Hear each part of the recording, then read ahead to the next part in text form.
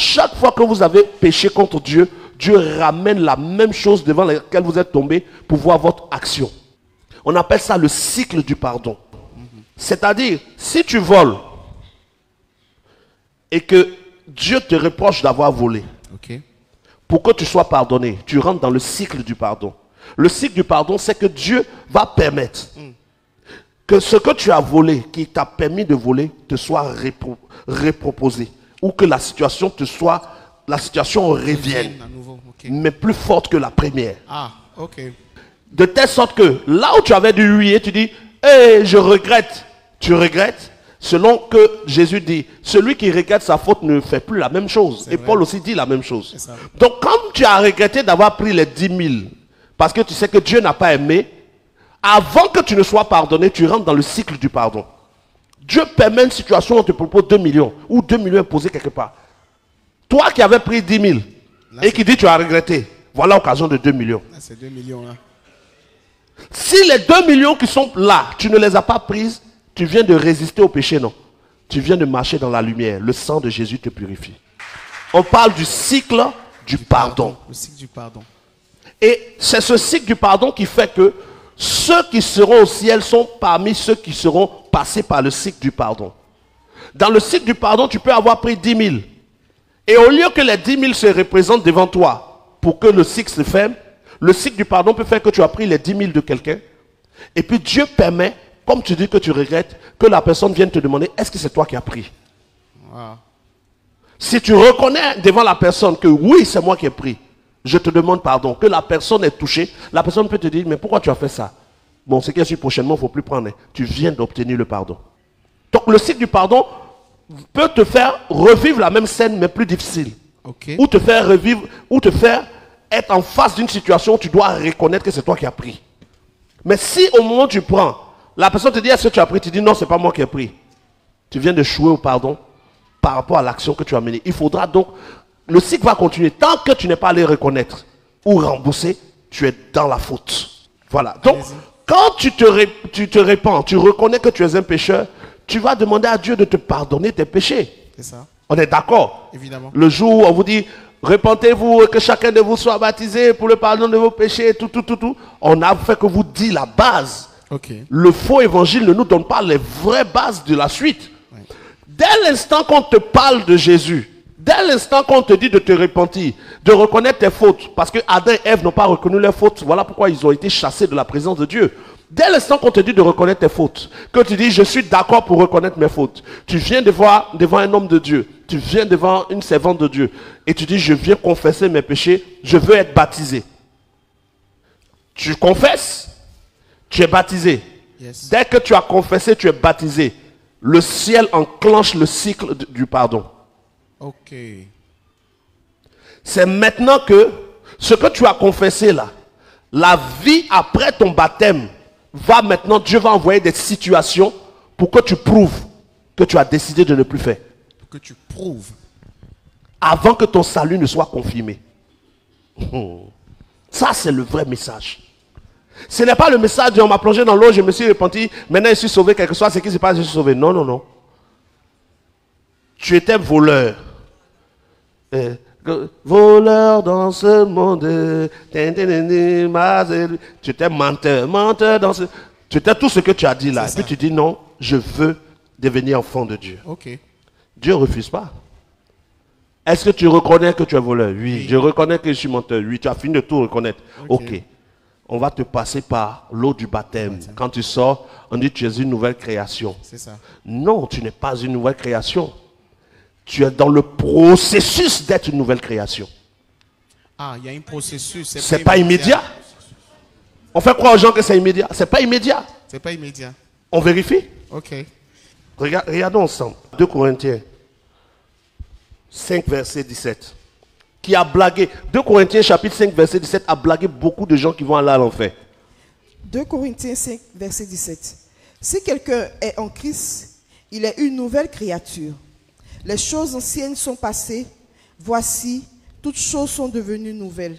Si quelqu'un est en Christ, il est une nouvelle créature. Les choses anciennes sont passées. Voici, Toutes choses sont devenues nouvelles. Cette parole de l'apôtre Paul, 2 Corinthiens chapitre 5, verset 17, est une parole qui concerne ceux qui ont confirmé qu'ils sont en Christ. Ce n'est pas une parole qui concerne ceux qui commencent en Christ. C'est quand tu es déjà en lui, tu as prouvé tout, que tu es une nouvelle créature. C'est-à-dire, je vole, je mens, je me suis repenti, non? J'ai confessé, on vient de me baptiser, tu n'es pas encore en Christ. Tu es dans le processus du pardon. Tes actes maintenant vont déterminer si tu vas être en Christ ou non. Et Paul le confirme, Paul même qui a dit ça, regardez ce qu'il dit après. Lui qui dit si quelqu'un est en Christ. Donc, ceux qui sont une nouvelle créature sont ceux qui sont en Christ. Or, ceux qui sont en Christ sont ceux qui demeurent dans sa parole. Ceux qui obéissent sans condition. Ce n'est pas ceux qui tâtonnent. Qui sont en train de faire un peu, Dieu même va me comprendre, Dieu même sait. Non, tu n'es pas encore en Christ. Regardons ensemble, Éphésiens. Éphésiens chapitre 4, verset 17. Je lis. Il dit, voici donc ce que je dis et ce que je déclare dans le Seigneur. Vous êtes d'accord avec cette parole? On est dedans, non? Oui. C'est que vous ne devez plus marcher comme les païens qui marchent selon la vanité de leurs pensées. Tant que tu marches selon tes envies et tes désirs, tu es encore comme un païen. Même si on t'a baptisé, tu es un païen baptisé. C'est fort, homme de Dieu. Mais c'est la vérité, c'est le vrai évangile. Ouais. Tu es un païen baptisé. Tu es un païen qui prend un baka pour venir au temple et si l'apprenti tape la porte, tu l'insultes avant de venir adorer. Un païen baptisé. Oui, tu es un païen qui est dans une voiture en train d'insulter apprenti chien là. Je t'ai demandé ma monnaie, non? Mais en temps, tu t'en vas à l'église. Tu es à la maison, tu as fini d'insulter ton mari, mais tu chantes « Je veux t'exprimer mon désir ». Une païenne qui parle en langue. On est dans le livre de... Oui, mais on a plein de païennes qui pensent qu'elles sont des chrétiennes ou des servantes de Dieu, qui ne peuvent même pas respecter un homme qui dit qu'elle respecte Dieu.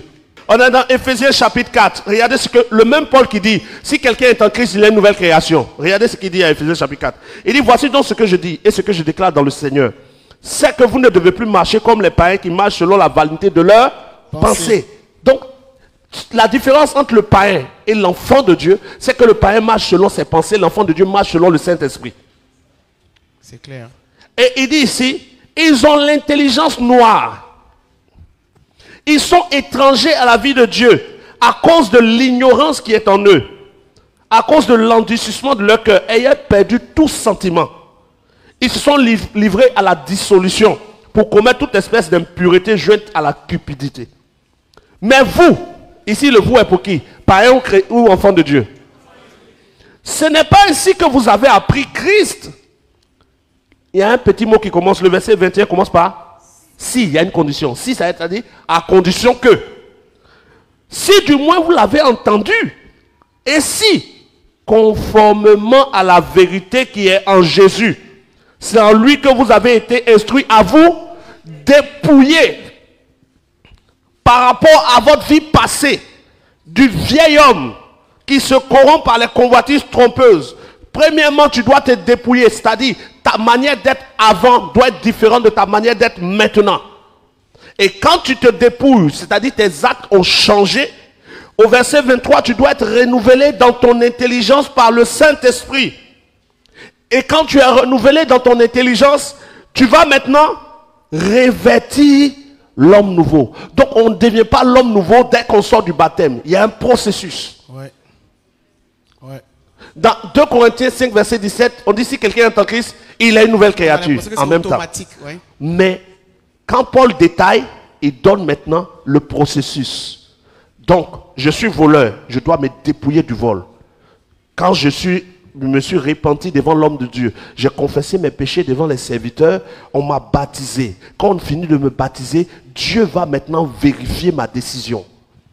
Le vol revient.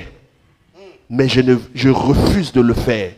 Je me suis dépouillé du vol. Mon intelligence est renouvelée par la prédication. L'homme nouveau va venir habiter en moi parce que le Saint-Esprit qui a vu que je résiste à ma vie du passé va me remplir de son esprit. Je nais une nouvelle création. La vraie repentance a des fruits, c'est-à-dire a des actes. Tu ne peux pas être menteur, tu t'es repenti, tu continues de mentir et tu dis tu es enfant de Dieu. Dieu me comprendra, le sang de Jésus me purifie. C'est faux. Il n'y a pas de sang qui te purifie. Tu es un païen à l'église. Donc, beaucoup pensent être dans la nouvelle naissance, mais vous n'êtes que dans le processus. Des gens ont chicoté 40 ans dans le processus. Il y a des gens aujourd'hui qui ont été baptisés depuis 2 ans, 3 ans, mais qui ne sont pas encore arrivés à la nouvelle création. Wow. Parce que chaque fois que Dieu vous met en face des situations, vos actes sont pareils qu'avant. Regardez par exemple, je vais vous donner un petit exemple qui va vous éclairer. Vous pouvez dire que vous êtes colérique et que la colère n'arrive pas à quitter votre cœur. C'est vrai. Mais rencontrez un microbe avec une machette. Vous allez voir si vous vous fâchez. Il n'a qu'à insulter ta maman, ton papa. Tu es comme ça. On dit parle, tu dis. Qui t'a délivré? Une machette te délivre. Prenez un homme qui dit qu'il ne peut pas résister au sexe. Et puis mettez-le dans une chambre avec la plus jolie des femmes, de tout ce qu'ils peuvent espérer. Puis au moment où il se déshabille, il y a un papier qui tombe écrit dessus VIH. Qui lui a dit de s'habiller? Et être converti, c'est d'utiliser cette force cachée en nous pour dire non à ce qu'on ne veut pas, pour accepter de ne plus vouloir ce que Dieu ne veut pas. Quand tu dis je suis voleur, tu reconnais tes fautes. Tu confesses tes fautes. Dès que tu les as confessées, Dieu te met en face de situations par lesquelles tu dois prouver ta décision. Oui. Voilà pourquoi dans 1 Corinthiens chapitre 10, verset 13, regarde avec moi. Aucune tentation ne vous est survenue qui n'ait été humaine. Et Dieu qui est fidèle ne permettra pas que vous soyez tentés au-delà de vos forces.